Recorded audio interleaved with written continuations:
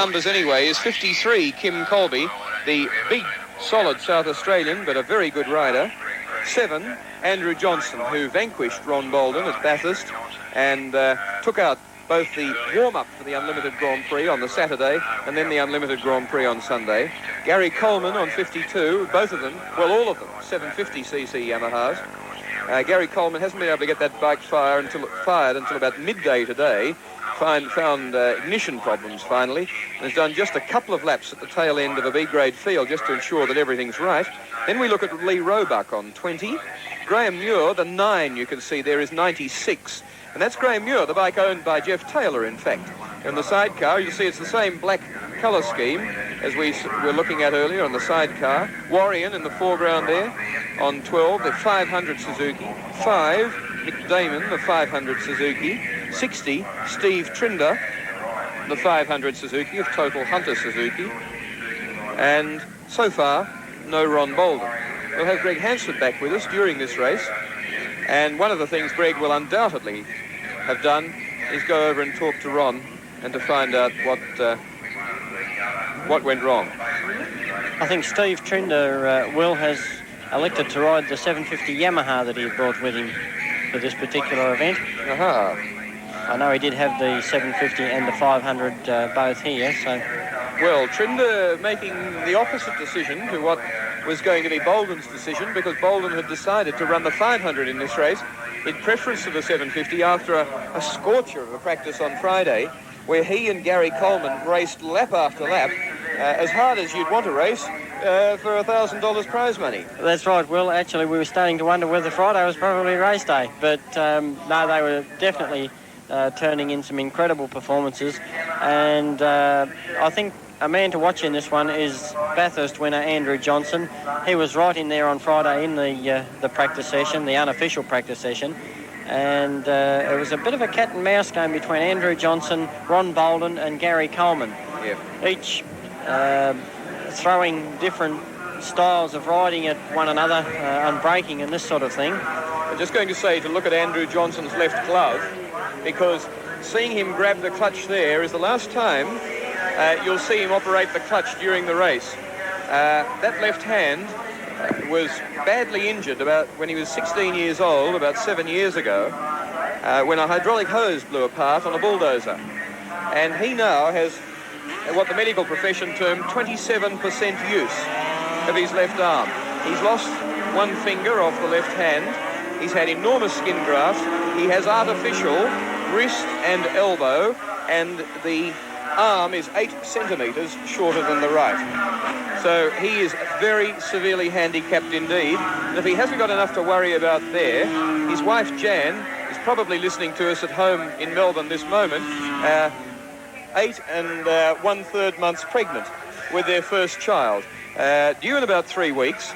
And as the motorcycle racer who went so well at Bathurst was delighted to beat Ron Bolden and to beat him on his merits. And when asked whether he wanted a boy or a girl, he made the obvious thing that he'd like either as long as it's healthy, but he'd prefer a girl.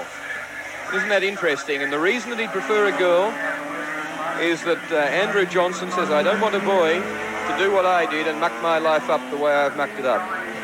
A very serious young man, fiercely ambitious at the moment, feeling that people like Hansford and Geddes and Bolden and others are getting more publicity than he, and that he's the one turning in the performances. And in the wet this morning, rode like a demon, sliding the bike as he powered out at corners, so determined.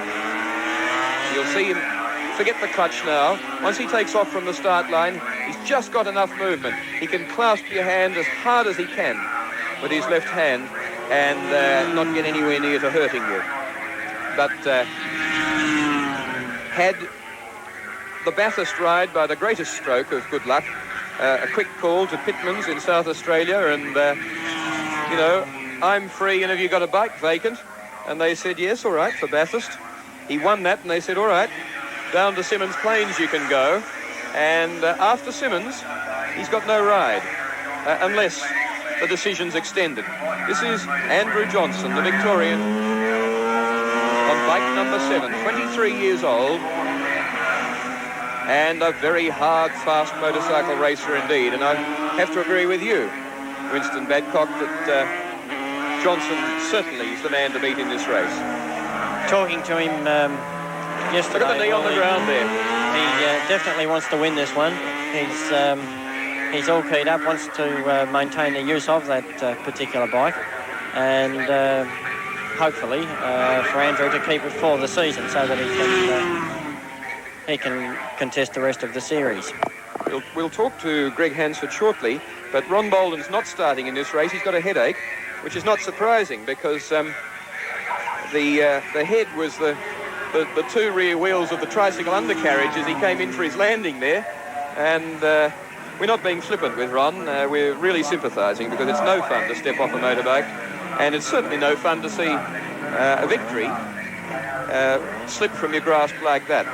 But we'll be talking to Greg during this race, but there Andrew Johnson, fiercely ambitious and keen to make his name in motorcycle racing.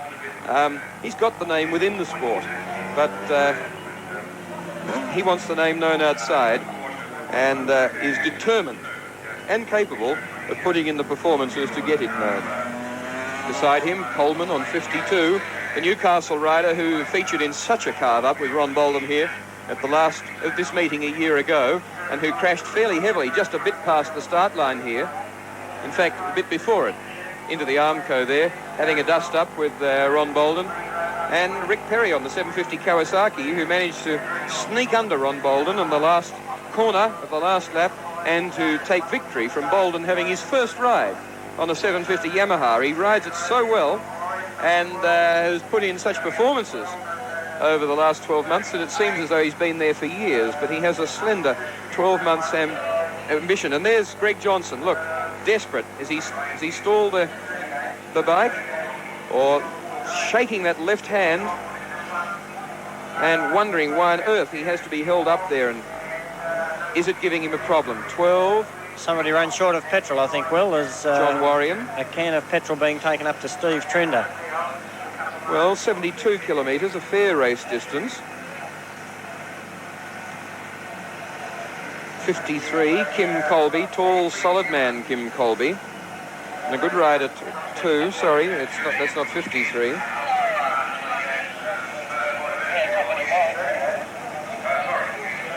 Nasty rain clouds heading this way too. Well, the sun has disappeared. Well, they're all on slicks, so they're completely committed. And there's Trinder, as you say, with the bobtail rear of the 750 Yamaha. Topping up with total. Yeah. Looks like out of the Suzuki petrol tank too. Yes, indeed. And another man not to be dismissed, particularly now that he's on the 750. Graham Muir. There's actually Jeff Taylor bending over the 750, and Barry Fraser of the blue cap on. Taylor desperately trying to get Graham Muir's bike to the line, and so this is why it's being held up. A couple of the top competitors. Graham Muir, a man riding very quickly on the big bikes now, Winston. Yes, at Bathurst, Will, he put in an incredible performance. I think he was actually running third when he ran into problems on the mountain, just past McPhillamy Park gates, and was forced to withdraw. But up to that particular stage, he was going very, very well and looked sure of a third place. Jeff Taylor, the same sort of engine as he uses in his outfit, the 750 four-cylinder Yamaha. And hopefully Graham Muir okay. Quick fire. And he's ready. Looks like he's okay. Yep. So, up to the start line for Graham Muir, 96. He's getting the leathers comfortable over the knees. Him and Gary Coleman. Trinder there in position on 60. I think Coleman could be one of the boys to watch in this particular event.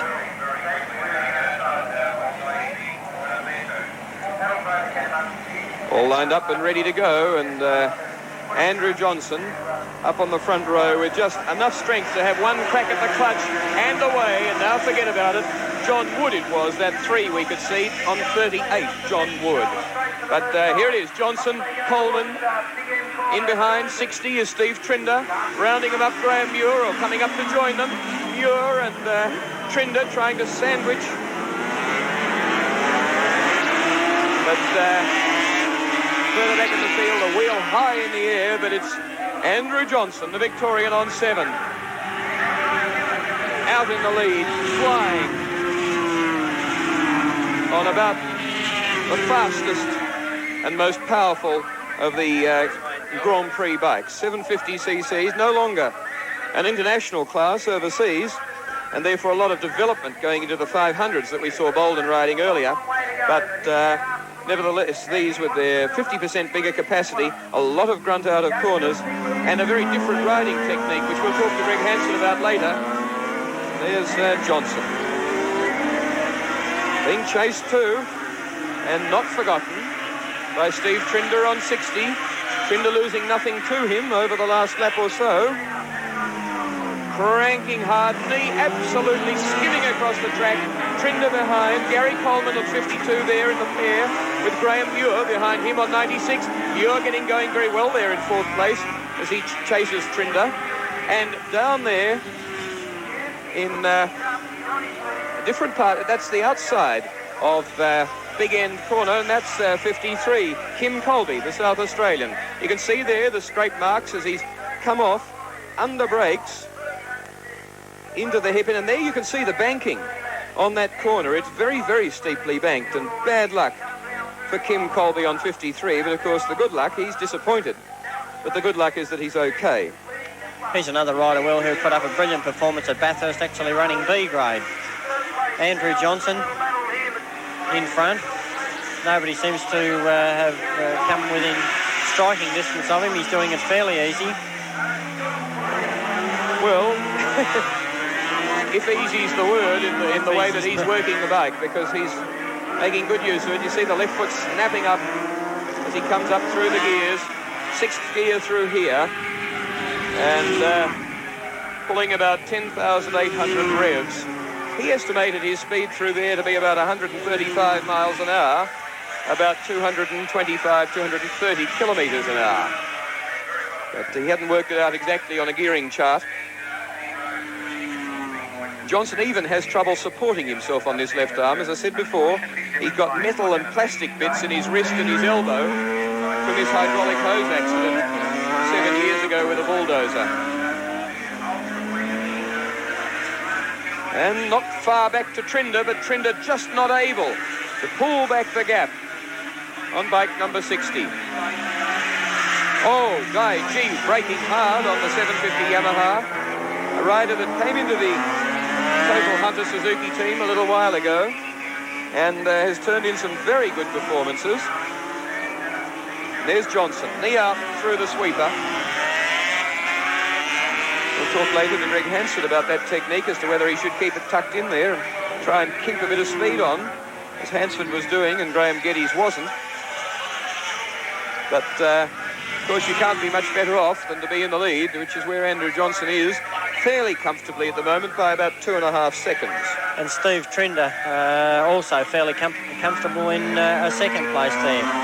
From Gary Coleman, who is in third. I think actually, Will, we've lost Graham Muir too. Yes, Muir's gone because in fourth place now is Lee Roebuck on 20, fifth place John Warrion 12, sixth place Mick Damon on 5, and then Muir was further back behind them on 96, and there's a bit of exuberance under acceleration for you. And from second placed Steve Trinder as well, and it gives an indication of the gigantic effortless power available from the 750cc bikes. That's Damon on 5, the latter of those two bikes. We saw in the pack there, and they're holding down 6th and 5th place. It was Warrion just in front of him. Bit of a turn there, Will, from the 500 race. I think Warrion would have preferred it to be the other way around. Looking at this braking point there, the white marker in the middle of that corner, and the angle to it as opposed to the box of the one further back. And that's actually partially cut away by the organisers, but I believe also, Winston, chopped away to some extent by the riders as they crank into the corner there. I think the jagged part on the bottom wheel had been chopped away. It's actually only coolite, so it does break up fairly easily. It's something if you don't realise it's coolite as you've come in a bit tight, can give you a little bit of alarm when you first hit it, but most of the riders know it now and therefore are not afraid to get in right tight on that braking marker. This is Johnson. Listen to the beautiful shriek of that 750 Yamaha. Yamaha are a fascinating company that started off before the turn of the century making musical instruments. and now is a world-renowned manufacturer of top-class pianos, but also guitars and other instruments. And for many years, their early motorbikes, and they only got into the game post-war, their early motorbikes featured 3 cross-tuning forks as the company emblem, and I might say they made a fairly musical tone too. There's Trinder, and Trinder is closer now. Still a long way from being a threat for first place, but he's closer. Look at him working. Down, down, down through the gears and back another. Hopping the bike on the back wheel there as at the 7th lap. He comes up to the big end corner, power down and then up in the air and down into the screen. A classic study of a motorcyclist wielding 120 brake horsepower, feeding it all through a gigantic rear tyre and doing the job so precisely and cleanly and so close to the limits of adhesion. Then Repco corner down the bottom. Then looking at Andrew Johnson. At this particular stage, Will, they're still quite a way off the lap record. On lap 4, there was a 58.1 to Trinder. So they're some 2 seconds off the lap record. Well, Trinder squeezing fairly hard there. We might get Greg Hansford's opinion on just how Steve Trinder's going. He kept us online with Ron Bolden earlier. But Trinder, Greg under brakes and out of the corner there in the early part of Marlborough, squeezing that bike very hard. Sure is. I think he might have a few problems with the braking of his machine, the way you can see both the wheels there, front and back, jumping off the ground. They're not supposed to do that at all. They're supposed to stay on the ground all the time to get your maximum braking performance. Right. But it looks to be trying very hard. And Johnson putting up a good performance, Greg. Bright lines. Yeah, Andrew looks good. He's doing everything smooth. He had to talk to me the other day and he wanted to know how to go around here, so I just said, I can't really tell you how to go around. I just said, do it smoothly and you'll be okay. And it looks like that's what he's doing. Yes. Looks very good. Straightening his knee through the right-hander, we can't see there on the grass on Friday practices, actually getting it back there across the dotted white line onto the grass as he comes into the apex of the corner. But leaning the bike over a long way. He sure is. He really has got the knee on the track there, Greg, hasn't he? Yeah, they're touching. You've probably got a bit of that duct tape, as we call it. You put across your leathers on the knee to stop getting a hole worn through your leathers, and the tape rubs on the ground and not your leathers. Does that give you some measure of the fact that you shouldn't go over any further? Exactly. You know not to lean over another half a degree. But, Greg, also, it seems to me incredible commitment to stick your knee there when the first thing that's going to happen if you fall is that you're going to go thump right on your kneecap.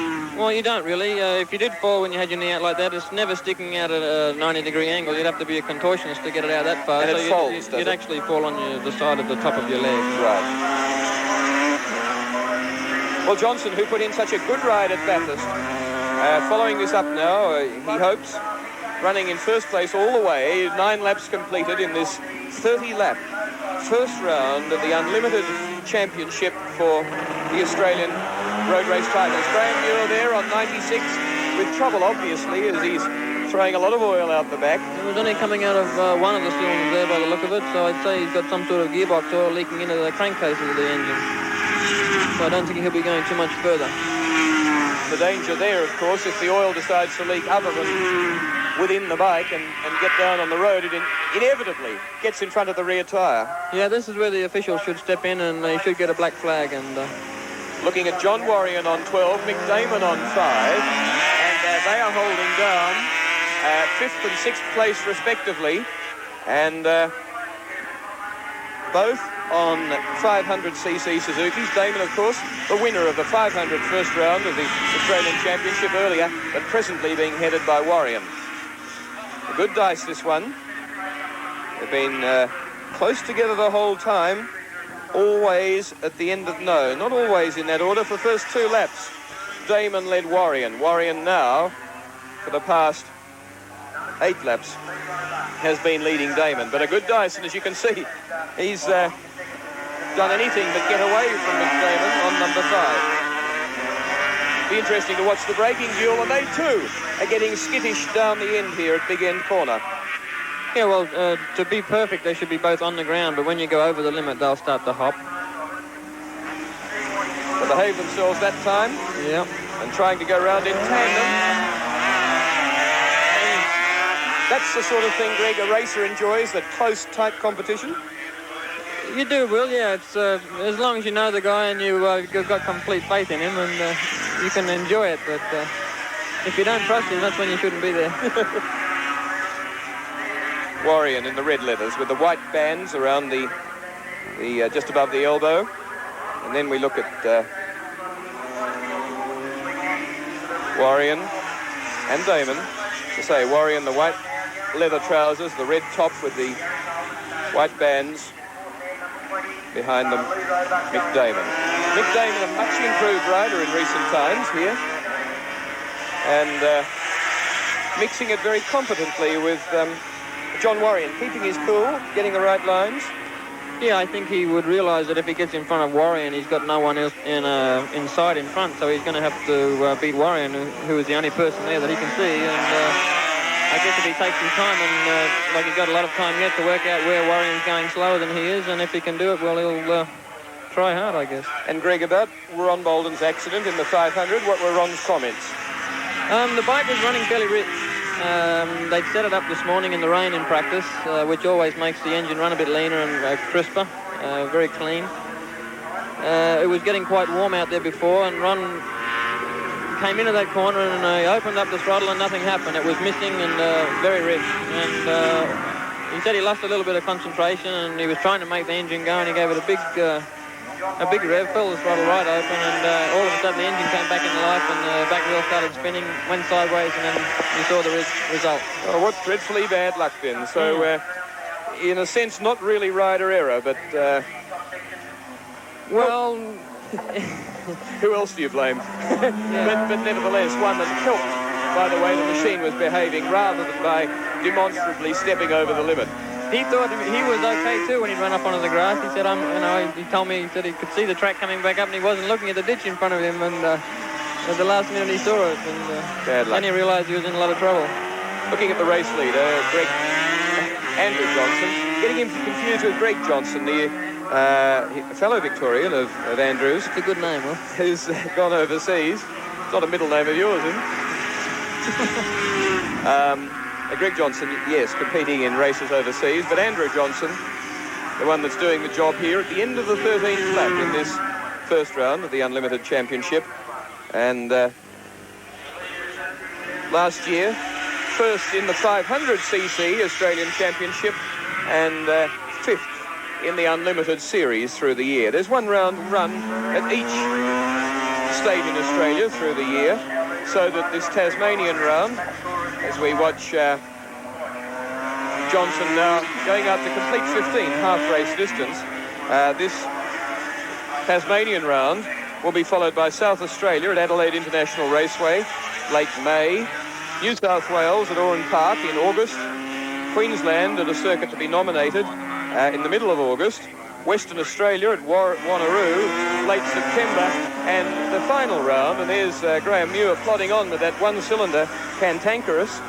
The final round will be held at Victoria at Sandown Park on the 2+4 meeting in December, the middle of December. So it's a long time through the year, only 6 races, but for the people who are hopeful of taking the title to stay on tenterhooks.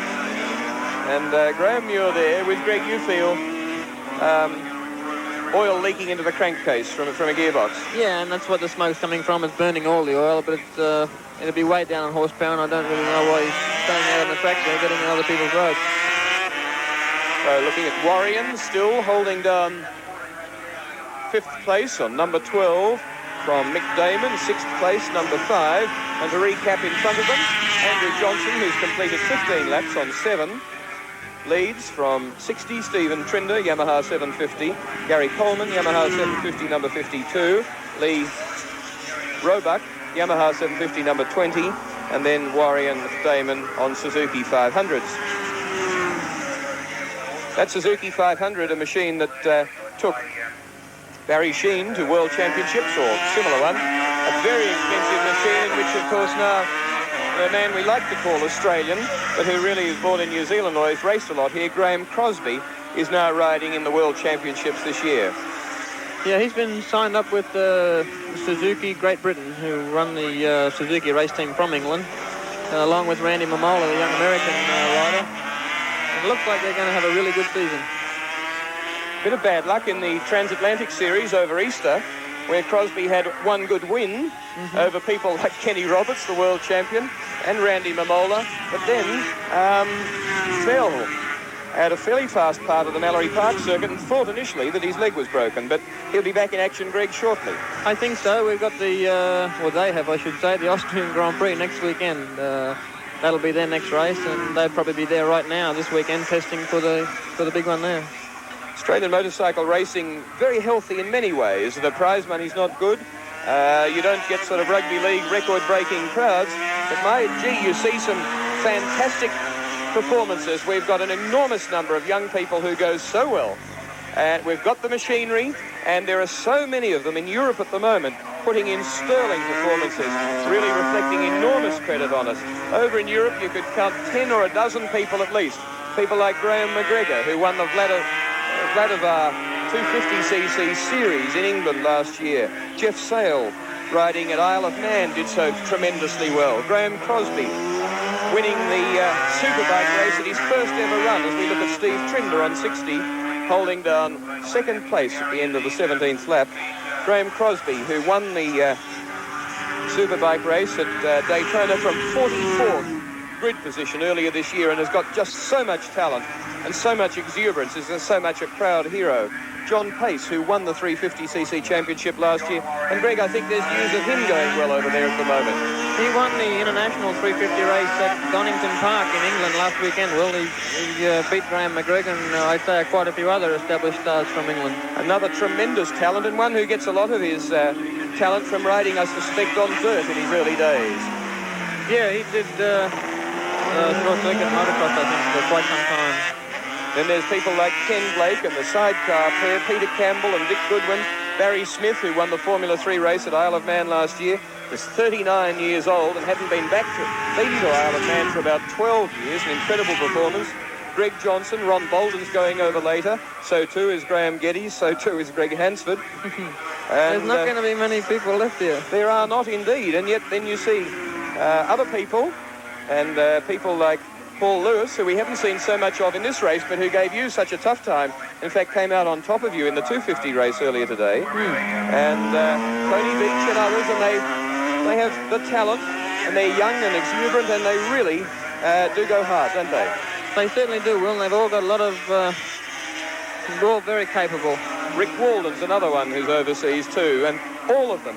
As you'd know, Greg, to go over there, it's not just a matter of buying an air ticket. To get a start, you've got to fight and claw and be damn good, haven't you? Well, you can pay for your air ticket, and you've got $10,000 for a motorcycle, and you've got to spend another $12,000 to get a truck to get yourself around the place. And then you've got to get a start. Yes. It's a big budget exercise, and one that can easily, as you'd know, run to six figures in a year's campaigning. We spent $250,000 last year in Europe.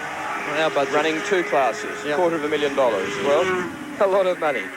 And you came second and third, so yeah. Kenny Roberts would be spending a few dollars more than that. I think Kenny had more than $500,000 behind him, as Barry Sheen has this year. He's got some big sponsors in England. And he's only running one class, too. Only the 500 class. Oh, that's a budget. So effectively, for one class, it's 4 times the budget that you had. Virtually, yeah. Yeah. Well, there's Graham Muir. Things getting worse. And it would seem wise that he be called in as we look at Lee Roebuck in front of him on 20. Roebuck holding 4th place. The only one now, or the first 4, the only ones not lapped by Johnson. Or there's only 3 and plus Johnson that haven't been lapped. Completed 20, sorry. So 10 laps to go in this race. Roebuck holding 4th place. In front of him, Gary Coleman on 52. And in front of him on 60 is Steve Trinder in 2nd position. Lee Roebuck, an old stager around the circuit. There's, we can see, I think, why Graham Muir's still out there. The bike mightn't have the power he wants, but he's riding his heart out. Is he a lap behind? Yes, he's a lap behind. He's in 7th place and a lap down. And he doesn't want to give anything away. And I suppose that's the sort of arch competitiveness that racing's all about. He's got full throttle in and won't even lift the front wheel off the ground. Missing a few horsepower. And here's Greg Johnson then into that haze of smoke as he comes round on his 22nd lap. Greg Johnson with a difficult task of keeping his mind on the job, keeping himself online, on the throttle, keeping his speeds up and concentration up when you're on your own. It's not a real good position to be in if you're only a little way in the lead. If you have a big gap between you and second place, you can be fairly comfortable and do everything right. But if you know you've got someone fairly close behind you and you think, well, wow, if I make one little mistake, he's going to be right on top of me and all this sort of thing. So he's going to have to keep his concentration to stay in front. Greg, the body, your position of your body on the bike has so much to do. In a car, you sit in it and you steer the thing, you just twiddle the wheel. And doesn't matter. But on the motorbike, getting your apex right, as we look now at second place Steve Trinder on 60, just coming up to complete his 22nd lap on number 60. To get the right apex and your right line through corners, if you don't get your body right at the right time, you won't get there, will you? True. If you slip off the side of the seat and get your body weight over to the left, if you're turning on the left-hand corner like Steve has there now, and your knee out, the knee pulls in a bit of wind, and will help you go around the corner. But the bikes are very hard to shift from side to side. If you're leaning to the left and you're coming up to a right-hand corner, you've got to put your body back first before you can turn the motorcycle back to the right. Because of the weight of the wheels going around at 100 miles an hour, it's like a gyro type effect, and they're very hard to shift. Yes. It's like holding a push bike wheel by the axle, spinning it and trying to change its direction. Right. It takes a lot of force. And there down is Gary Coleman. Well, he crashed here last year. Very bad luck. Coleman in third place has gone down the same spot as Kim Colby, has had a wretched weekend. There's Kim Colby there with him behind the fence. And we can only conjecture what happened, but probably stepping out under brakes. Maybe opening the throttle a little bit early or too much front brake. Yes, in the corner. So, bad luck for Gary Coleman. As I say, it really has been a wretched weekend for him. He spent hours this morning trying to get the bike to fire. He didn't practice at all yesterday, and nor had he done so in official practices this morning. There's the fairing of 52. The Newcastle rider, who also is a former Australian title holder and has won several Grand Prix at Bathurst. A very good rider indeed. Always races with sunglasses on below his helmet. And this is the Warrior Mick Damon dice, which now moves up to fourth and fifth place. They are lapped, as you can see. Very close company still, and so the race order is Andrew Johnson 7 from Steve Trinder there on 60. In second, Lee Roebuck third on 20. Lapped, one lap down. Fourth place, John Warrior on 12. And fifth place, number 5, Michael Damon. So, fourth place, John Warrior, working his way down through the gears.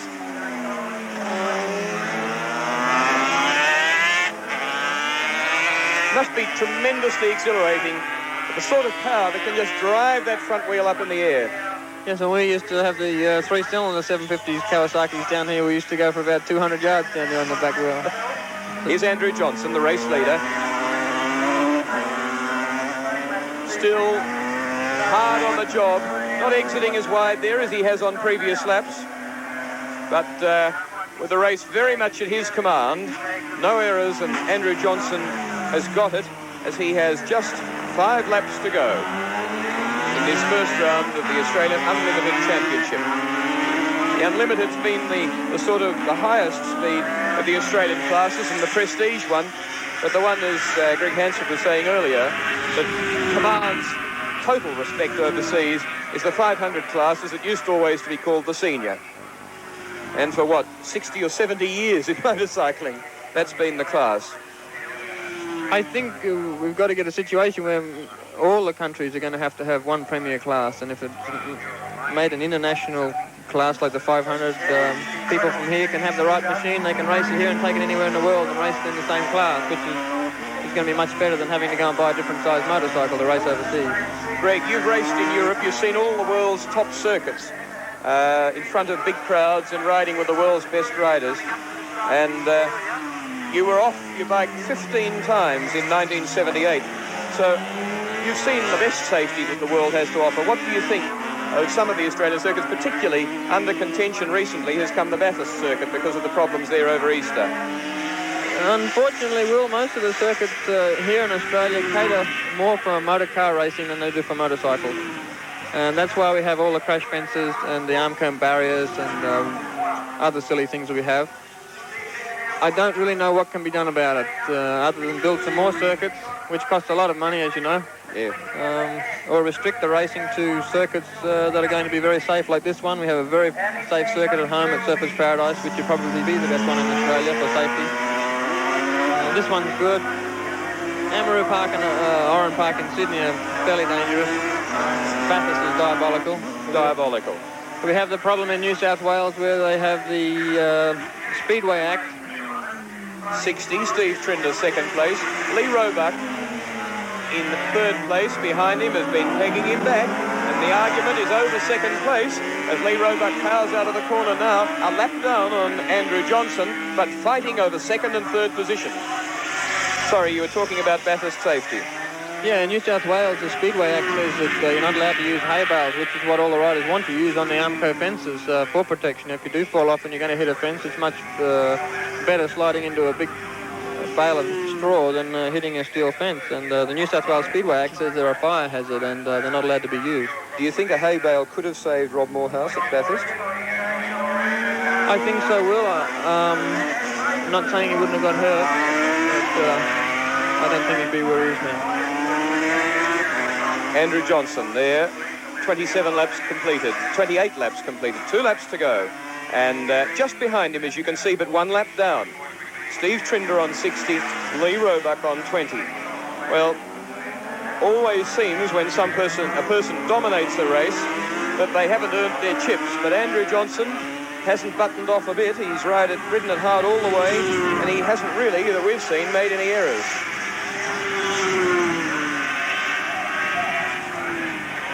Knee down, kissing the track there, Greg.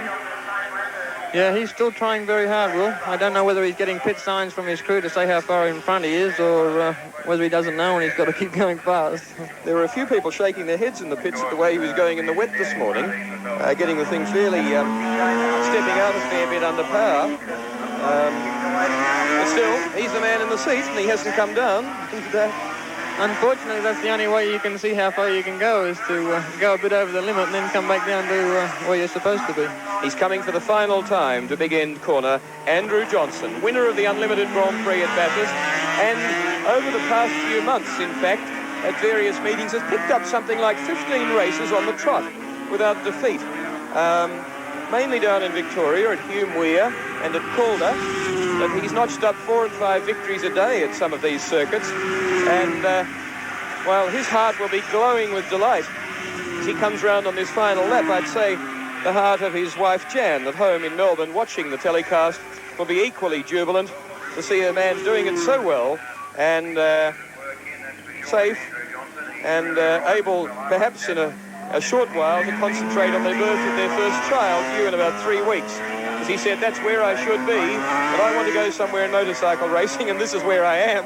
And he's won the race. So congratulations, Andrew Johnson. Congratulations in second place to number 60, Stephen Trinder on another 750 Yamaha.